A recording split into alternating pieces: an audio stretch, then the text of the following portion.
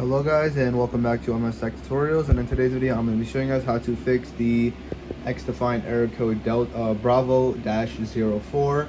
And basically this error is most likely going to be an issue on their end, so it's not really much you can do. But what you can do is, the first thing you guys can do is like restart your PlayStation, because let's just say it was on their end and they fixed it but it's still not showing up on your end. In order to do that, or in order to fix that, you're going to just have to restart your PS5, and you're just going to have to wait, and you should be good to go. Now once you do that, you should be good to go, and once you try loading up back XDefiant, it should be working.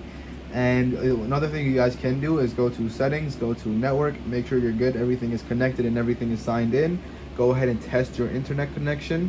And once you do that, also go to settings, and if for some reason your Wi-Fi is not working, I highly recommend using an Ethernet cable instead, because not only is that gonna fix the issue as well, it's also gonna make you have much faster Wi-Fi, and your game is just gonna be much smoother. It's gonna have literally zero ping.